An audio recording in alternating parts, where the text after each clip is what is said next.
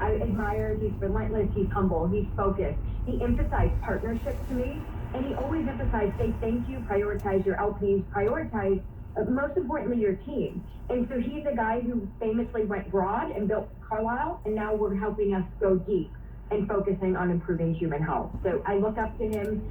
He's really been my key support and cheerleader, and that is why Manitree is how it is. I will give him credit. He came up with the name Manitree. I love it. It means food from heaven, just like he believes private equity is the greatest calling of mankind. So we're doubling ensure that with being in private equity as well as food from heaven. Ellie, before we let you go, you are based in Vail, Colorado. Your favorite ski run on Vail Mountain? Or do you prefer to Beaver Creek?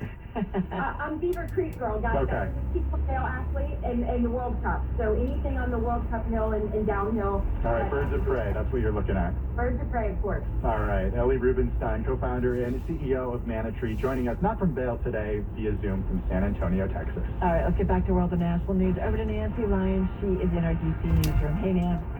Thanks, Carol. President Biden says the U.S. will ban imports of Russian fossil fuels, including oil, a major escalation of Western efforts to hobble Russia's economy. Biden says the move will likely add to the already inflated gas prices that we're seeing right now at the pump. This is a step that we're taking to inflict further pain on Putin, but there will be cost as well here in the United States. I said I would level with the American people from the beginning, and when I first spoke to this, I said defending freedom is going to cost. It's going to cost us as well in the United States. Biden says Americans will not be part, though, of subsidizing Putin's war. With the U.S.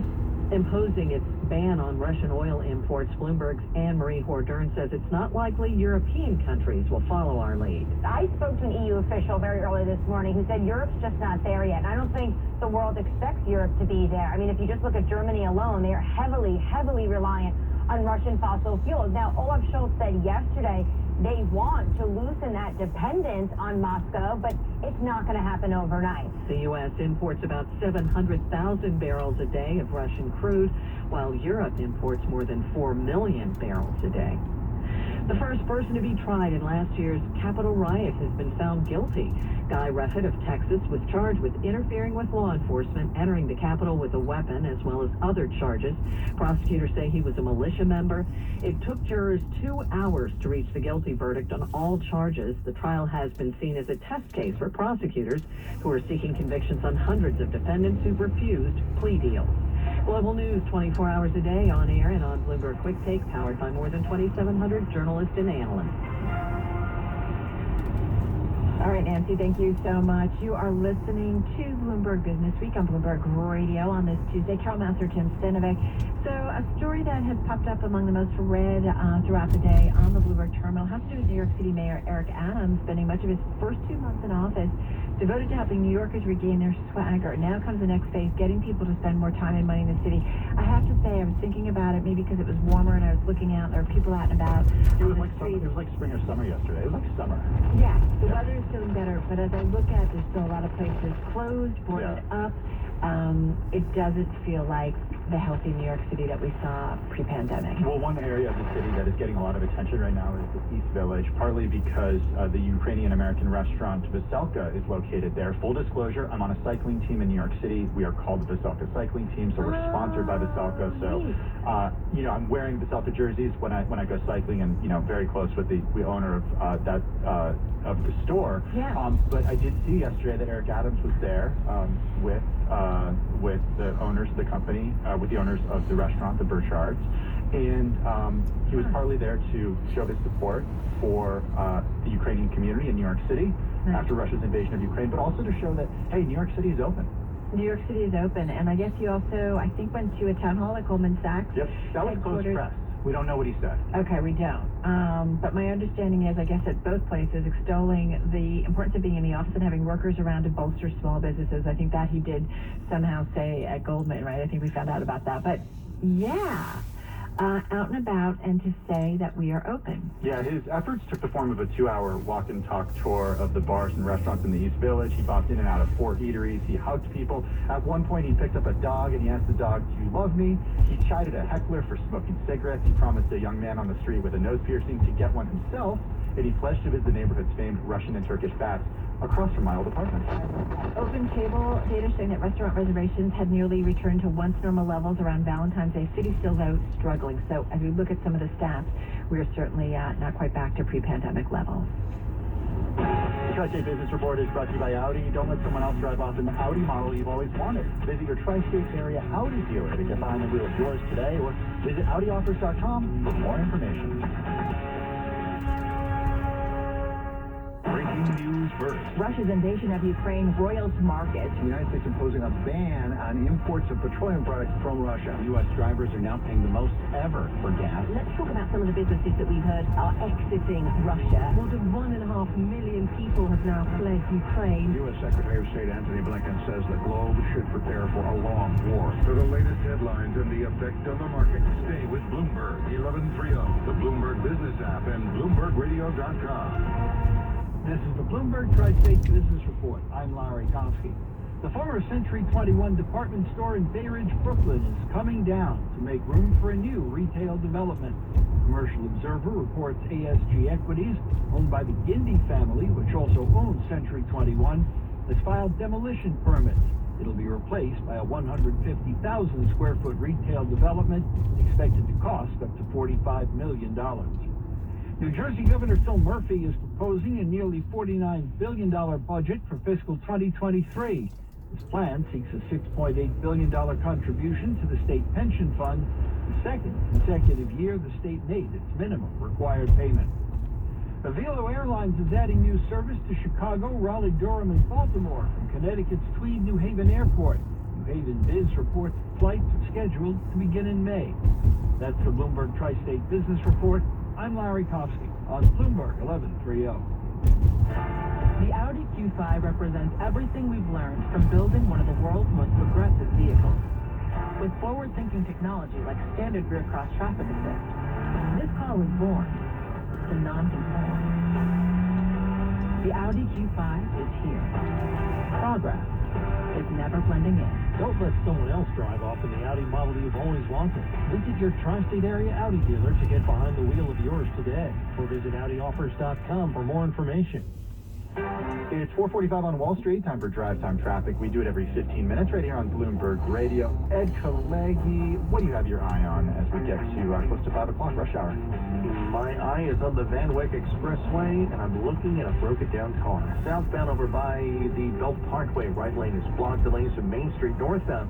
Some slow traffic on the Van Wyck, especially coming in over by Linden Boulevard. Looks like the ride, if you're going to be traveling over on the Grand Central, that's now troubled with an accident that is just being cleared eastbound over by the LIE. It's a heavy ride of about 15 minutes from Dick Mars Boulevard. You want slow, go to Manhattan. It's quite slow both sides of town, all the way on up. Broken down car northbound over on the Cross Bronx at Webster Avenue. Outbound side of the Holland Tunnel looks to be 30 minutes into town, 10 minutes from 1 and 9. 20 minutes out over at the Lincoln Tunnel. Once you get to the George Washington Bridge, not a terrible ride.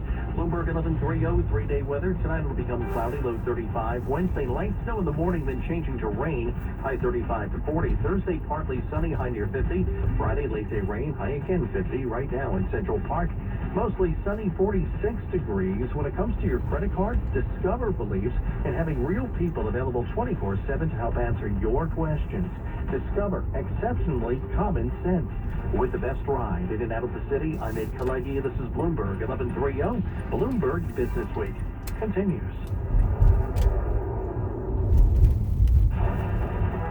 Markets, headlines, and breaking news 24 hours a day at Bloomberg.com, the Bloomberg Business app, and at Bloomberg Quick Take. This is a Bloomberg Business Flash. From Bloomberg World Headquarters, I'm Charlie Pellet. McDonald's, Coca-Cola, and Starbucks are temporarily halting business operations in Russia amid intensifying backlash since the invasion of Ukraine started nearly 2 weeks ago. The iconic American brands announced their decisions in a flurry of announcements, joining hundreds of other global companies that have halted work in Russia since the war began. PepsiCo says it too will suspend soda sales in Russia, but will continue to sell daily essentials such as milk, and baby formula. Down day on Wall Street today. At one point, we did have the Dow Jones Industrial Average up 585, ended with a loss of 184, down 0.6%. S&P lower today in a volatile session, down 30. A lot of the losses coming in the final hour of trading, down 0.7%. Nasdaq down 35, a drop of 0.3%. 10-year down 19.30 seconds. 10-year yield 1.84%. Spot gold up 2.8%. 20.52 the ounce. West Texas Intermediate crude up 4.4%. 124.59 a barrel. I'm Charlie Pellet. That is a Bloomberg Business Flash. All right, Charlie, thank you so much. So you are listening to Bloomberg Business Week. Carol Master along with Tim Stanovic. I want to jump right in because we bring up the subject of college. Tim has a little one, so he's got a few years to go. I just had a daughter go off to college. I just wake up in a cold sweat in the middle of the night and wonder how much it's going to cost. Yeah, you're going to be like spending a lot of money. Yeah, thanks. But brings up that debate about what we are getting or what our kids are getting, especially when we talk about student debt. There's so much out there. What should college be? And someone has written about the real world of college, what higher education is, and what it can be. That is the title of her book. Wendy Fishman is Senior Project Manager at Harvard Graduate School of Education. As Carol mentioned, her new book, The Real World of College, What Higher Education Is and What It Can Be. She joins us on the phone from Wellesley, Massachusetts. Wendy, how are you? I'm great. Thanks for having me. Yeah, well, thanks for joining us. What was the moment that you realized you needed to write this book?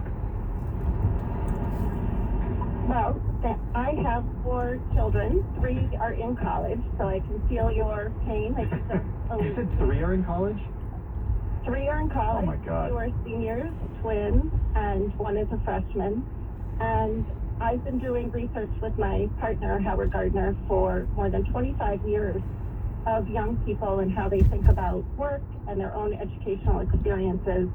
And when we began to speak to some students on various college campuses, we were really struck that so many of them had never really thought about the purpose of college. And so we designed a study to understand what their perspectives were. And one of the things that you found, right, is that students are not preoccupied by political correctness, free speech, or even the cost of college. They're most concerned about their GPA and their resumes. They see jobs and earning potential as more important than learning, which kind of breaks my heart because I have to say, and not that my parents, I'm one of 7, so there was a lot of like, go to college, do well, and make sure you get a job. But it was also find something you love to do, but also I was given the ability to just kind of take it all in and have great conversations with people and different points of view and meet people from parts of the world that I'd never met before. Like that was such a big part of the learning experience. And I did think about what I wanted to do professionally, but it wasn't like I was constantly thinking about, am I talking to recruiters and am I doing the right internship? Exactly. And unfortunately, we found almost the exact opposite from the experience that you just described. In the book, we describe 4 different mental models or approaches to college. And we find that more than half of our students, and this is 1,000 students across 10 very different schools in the United States, that range in geographical location, that range in selectivity, non-residential schools, residential schools. We find that students are preoccupied with this transactional notion of college, and especially the job. And they create experiences in college in order to put themselves in the best position to get a job when they graduate college, and it really governs their entire experience. And unfortunately, in so many ways, we feel that the mental health of young people in college is closely linked to this transactional notion of what college is to them. Yeah, you're taking me back to my college days because I did overall have a great time in college, but there were so many moments that I wish I wouldn't have spent in the library, and I would have actually been hanging out with friends because I really wanted to put that extra time in on the paper. I needed to study for that exam, and I look back on that and I was like, what did I miss out on by being so concerned about how I did, and where did that pressure come from? And this isn't a therapy. Yeah. Okay, it's not. Well, you know what? We interviewed 2,000 people across these 10 different schools, and I will tell you that when we finished the 1-hour-long interviews that we conducted with every individual, they told us it felt like therapy. So this is not unusual to what we've heard before. But People, as I mentioned, are so preoccupied with the transactional nature of college and with developing the best resumes and getting the A's that in so many ways it is creating a lot of anxiety for them. And while many newspapers and books are talking about mental health and all sorts of issues such as depression and suicide and bipolar disorders, and we heard some of that. What we heard more was about this overwhelming anxiety and pressure to develop the best resume and pressure to get A's. It's causing students sleepless nights. Students feel that they need to be perfect, and in some cases, to be so perfect that you don't even have to work hard to be that good. And so that's what we heard over and over again. And only 20% of the students that we spoke with volunteered that they had mental distress themselves. But almost every student talked about mental health on campus, as did faculty and administrators and parents and trustees and young alums. It was one of the very few agreements that we had among all these different stakeholders that we spoke with. Yet 20% only admitted to the problems themselves, which means everybody else is still noticing it. That's how prevalent it is on campus. Wendy, how do we do a rethink on this, especially when costs are $60,000, $70,000, $80,000 plus a year? So I feel like many of the institutions are to blame too, because they become so expensive, and they say it's expensive to attract the best teachers and have the best facilities. Like, we've gotten away from it's just a great place to learn, and you don't necessarily need a lot of bells and whistles.